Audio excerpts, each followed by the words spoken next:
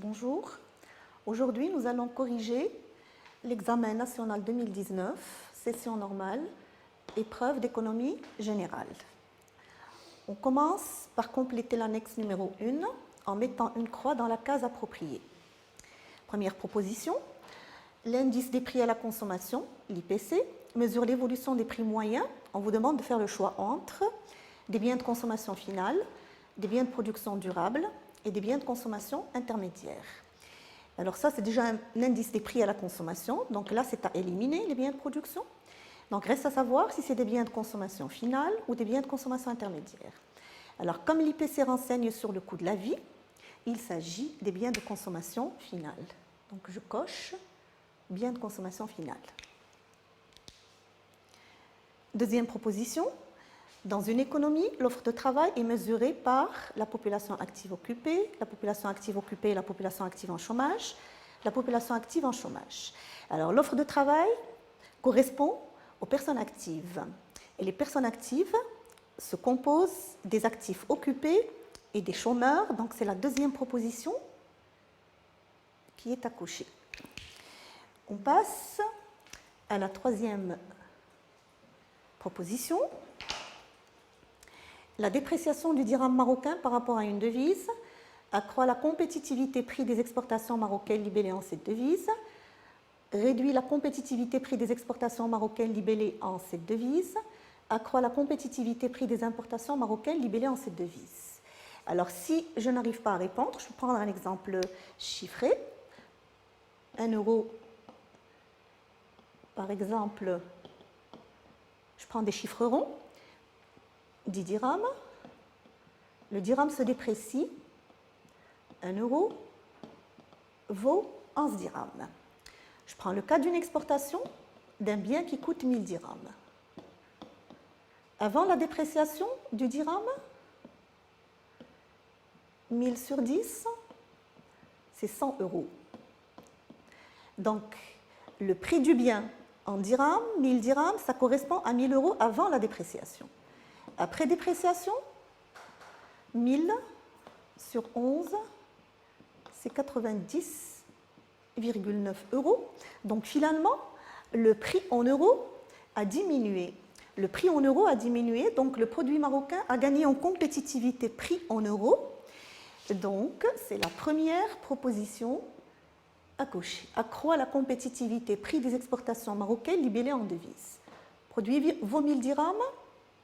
1000 dirhams avant dépréciation, c'est 100 euros, et après dépréciation, ça ne vaut plus que 90,9 euros. Donc, première proposition à cocher. Ensuite, le PIB permet de mesurer les revenus primaires et les transferts courants des agents économiques résidents sur le territoire national. Les revenus primaires des agents économiques résidents sur le territoire national, les revenus primaires et les transferts courants des agents économiques nationaux résidents ou non résidents sur le territoire. Moi, je sais que le PIB, c'est quoi? C'est la somme des valeurs ajoutées, donc c'est les revenus primaires. Deuxième proposition à cocher. Ensuite, je passe à la sixième proposition. L'effet d'éviction désigne l'orientation de la majorité de l'épargne nationale au profit des entreprises du secteur privé au détriment de l'État, ce qui pénalise l'investissement public. L'orientation de la majorité de l'épargne nationale au profit de l'État, au détriment des entreprises du secteur privé, ce qui pénalise l'investissement privé. Et le recours aux importations pour la satisfaction des besoins de l'économie nationale. Alors, c'est quoi l'effet d'éviction? L'effet d'éviction, c'est une limite de la dette interne lorsque l'État finance son déficit budgétaire. Par recours à la dette interne, les banques achètent les bons de trésor. Une partie de leur liquidité est orientée vers les caisses de l'État au lieu d'être distribuée sous forme de crédit aux ménages et aux entreprises. Donc finalement, le financement de l'État se fait au détriment du financement du secteur privé. Et bien voilà, c'est la deuxième proposition à cocher. Le financement de l'État se fait au détriment du financement de l'entreprise, du secteur privé. Donc, l'orientation de la majorité de l'épargne nationale au profit de l'État, financement de l'État, au détriment des entreprises du secteur privé, ce qui pénalise l'investissement privé. Bien. Ensuite, on passe au document numéro 1 pour compléter l'annexe numéro 2. Première question, on vous demande de lire la donnée en gras souligné. La donnée en gras souligné, c'est celle-là, 1402. 1402, ce sont les ressources de l'économie marocaine en 2017. Les ressources, c'est quoi? C'est le PIB plus l'importation. Donc, pour faire ma lecture, je vais dire que l'ensemble des richesses créées par les résidents à l'intérieur du territoire marocain et des biens et services importés du reste du monde s'élève à 1402 milliards de dirhams en 2017. L'ensemble de la richesse créée par les résidents à l'intérieur du territoire marocain et des biens et services importés du reste du monde s'élève à 1402 milliards de dirhams en 2017.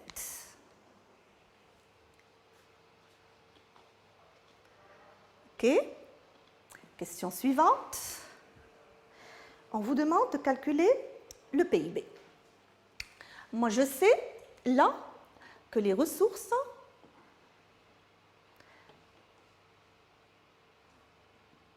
1402 », c'est le PIB que je dois chercher, plus les importations, 456.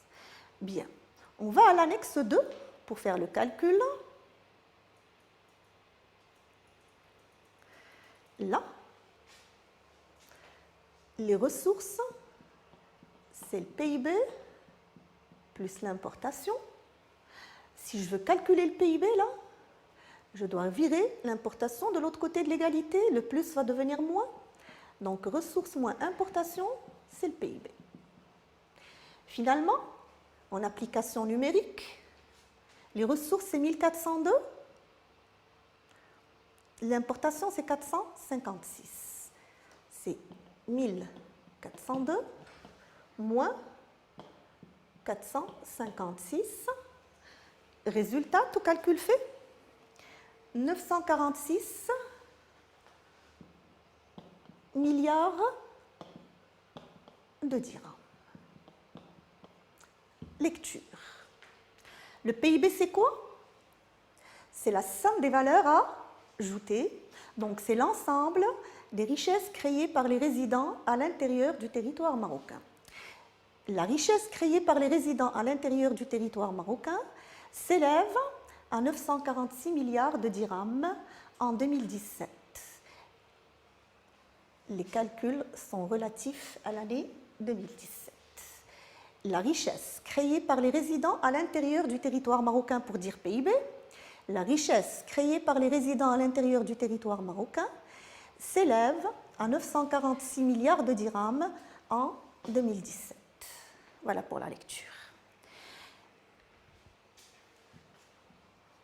Ensuite,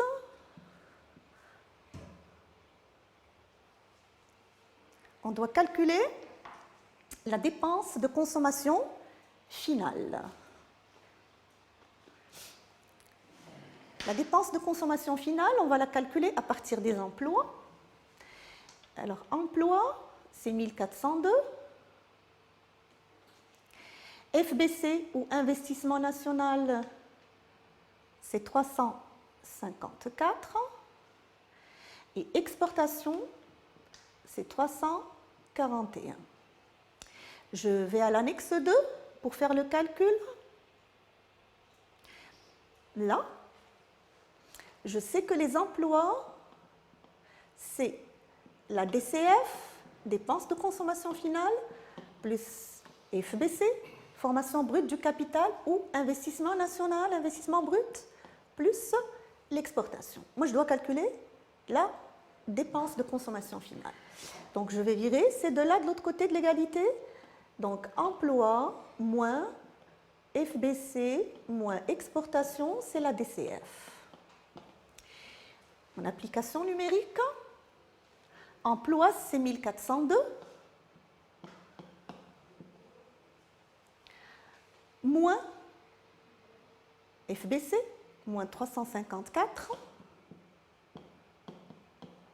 Moins exportation 341. Tout calcul fait, on trouve 707 milliards de dirhams. Lecture. Je vais lire dépenses de consommation finale égale 707 milliards de dirhams. Donc, qu'est-ce que je vais dire là? La dépense de consommation finale des ménages, parce que c'est le total de la dépense de consommation à l'intérieur du territoire marocain. La dépense de consommation finale des ménages, des administrations publiques et des ISBL se chiffre à 707 milliards de dirhams en 2017 au Maroc.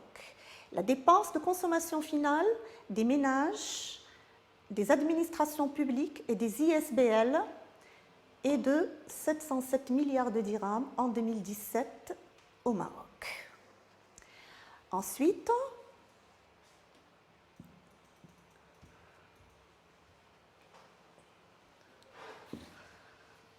on vous demande de calculer l'indice d'évolution de la FBC base 100 en 2016. Donc, je vais avoir besoin de quoi? De la formation brute du capital en 2017 et de la formation brute du capital en 2016. Alors, FBC 2017, c'est 354 et FBC 2016, c'est 327. Je passe à l'annexe pour faire le calcul. Voilà, je suis là. Comment mesurer l'indice d'évolution en 2017 par rapport à 2016? Je mesure l'évolution de quoi? Je mesure l'évolution de la FBC, investissement national ou investissement brut. FBC 2017 sur FBC 2016 fois 100. Le calcul de l'indice simple, c'est la valeur actuelle divisée par la valeur d'origine fois 100. Donc la valeur actuelle, c'est la FBC 2017 et la valeur d'origine, c'est FBC 2016, celle de l'année de base. OK? Donc mon indice, ça sera, elle est là, ma FBC 2017, 354 sur ma FBC 2016, 327, des informations que j'ai relevées sur le tableau. Voilà, fois 100. Tout calcul fait, ça me fait 108,25. 108,25. Ça, c'est un indice. Et je sais que la variation en pourcentage, c'est l'indice moins 100. Donc finalement, le delta pour cent, c'est 8 plus 8,25%. Une variation positive, c'est une augmentation. Qu'est-ce qui a augmenté? La FBC. Elle a augmenté de combien? De 8,25%. Quand? En 2017 par rapport à 2016. J'ai trouvé un indice supérieur à 100. J'ai trouvé un indice supérieur à 100, donc c'est une augmentation. Augmentation de quoi? De la FBC. Quand?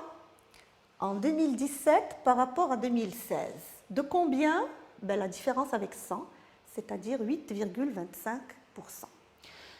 Lecture. Qu'est-ce que je vais dire? La FBC au Maroc, voilà ma lecture. La FBC au Maroc a augmenté de 8,25% en 2017 par rapport à 2016. Alors la FBC je peux la remplacer par quoi? Par l'investissement brut. Voilà, pour que ma lecture soit plus claire. Je remplace FBC par investissement brut. Mais même si vous dites la FBC, c'est juste.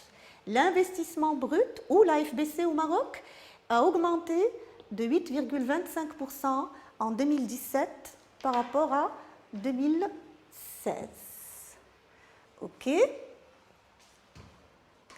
Après, la question suivante, on vous demande d'interpréter l'évolution du PIB entre 2015, remarquez les dates, entre 2015 et 2018.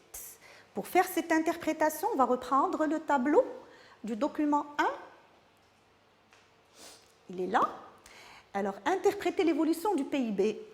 Elle est là, l'évolution du PIB. Voilà, ça c'est la variation en pourcentage du PIB. Et il s'agit, la variation du PIB, le delta PIB, c'est le taux de croissance économique. J'interprète. Regardez.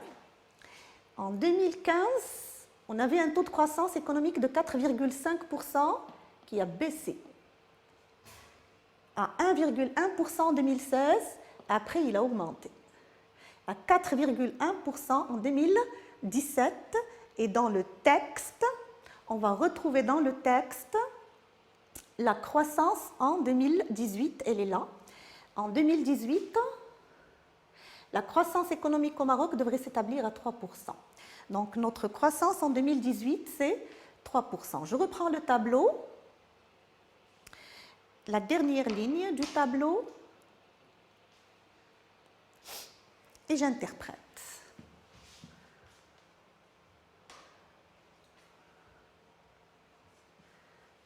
Alors, qu'est-ce que nous avons constaté?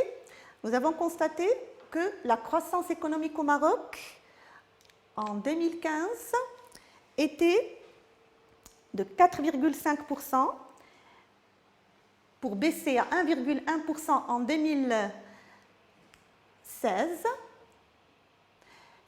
et reprendre 4,1% en 2017, 3% en 2018. Donc ici, la croissance est instable. De 4,5%, elle a baissé à 1,1% pour augmenter à 4,1% et redescendre à 3% en 2018. C'est une évolution instable de la croissance économique. La croissance économique est irrégulière. Après 4,5% en 2015, elle a baissé à 1,1% en 2016. C'est un repli de 3,4 points. Elle a repris, elle a augmenté de 3 points en 2017. Elle s'est accélérée de 3 points en 2017 pour atteindre 4,1% pour redescendre à 3% en 2018. Donc voilà mon interprétation. Ensuite, question suivante. Relever. Je dois relever du texte. Je dois relever du texte. Relever.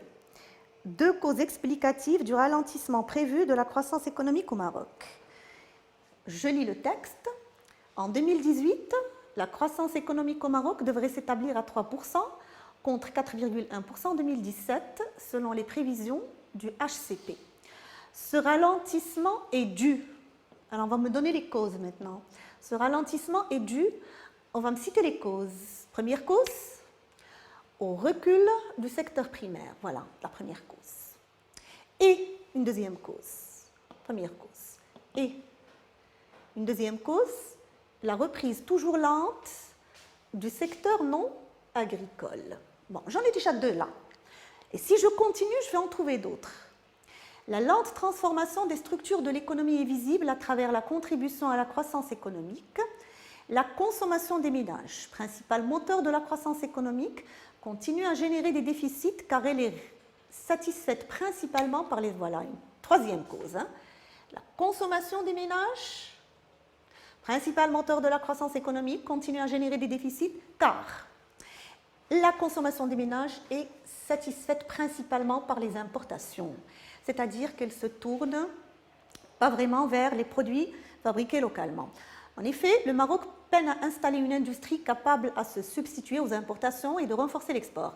L'investissement national devrait certes progresser en 2018, principalement grâce aux infrastructures, mais générant peu de croissance. Voilà une autre cause. L'investissement national génère peu de croissance. Et d'emploi, la demande extérieure nette contribue négativement à la croissance. Vous avez une autre cause là, vous voyez, vous en avez plein.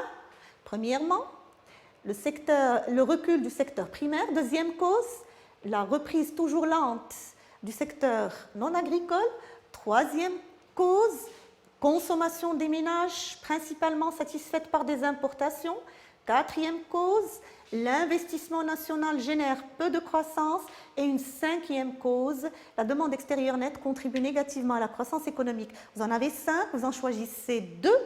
On vous a demandé de relever 2 causes du ralentissement de la croissance. Je continue.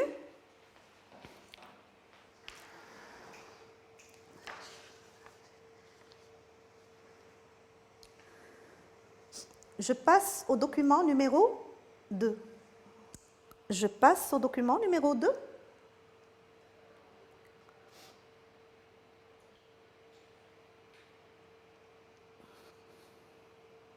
Pour compléter l'annexe numéro 3. Alors là, question petit a, lisez la donnée en gras soulignée.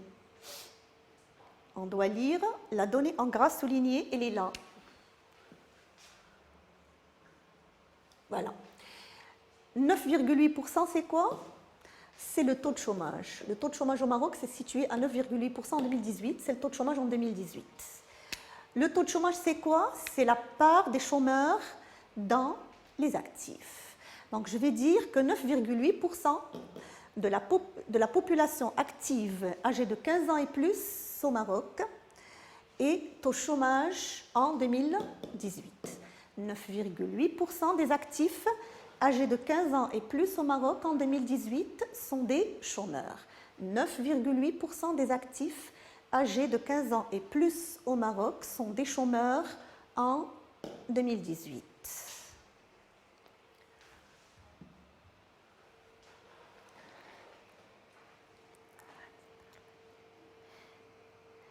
Ensuite, petit b, calculer le nombre de chômeurs en 2018. Remarquez, là, j'ai le taux de chômage. Le taux de chômage au Maroc s'est situé à 9,8% en 2018, au niveau national contre 10,2% en 2017, selon le HCP. La population active, et là j'ai les actifs, voilà. Et là j'ai les actifs. La population active a atteint 11 680 000 personnes en 2018. Donc le taux de chômage, c'est 9,8%, et les actifs, c'est 11 680 000. Avec ces deux données, je peux calculer le nombre de chômeurs en 2018. Donc je vais à l'annexe pour faire le calcul. Là, la formule que je vais utiliser, c'est celle du taux de chômage. Le taux de chômage, c'est les chômeurs, la population des chômeurs, les actifs inoccupés sur la population active âgée de 15 ans et plus fois 100. Mon taux de chômage est là, c'est 9,8%. 9,8% égale, les chômeurs, c'est ce que je suis en train de calculer, les actifs inoccupés sur les actifs âgés de 15 ans et plus, 11 680 000. Est-ce que je vais multiplier par 100? Non, parce que là, j'ai déjà mis pour 100. Tout calcul fait, le nombre de chômeurs en 2018 est 1 144 640. 1 144 640 personnes. Voilà pour le calcul du nombre de chômeurs en 2018. Bien. Alors, sur ce, Je vous remercie pour votre attention et on continuera la séance prochaine.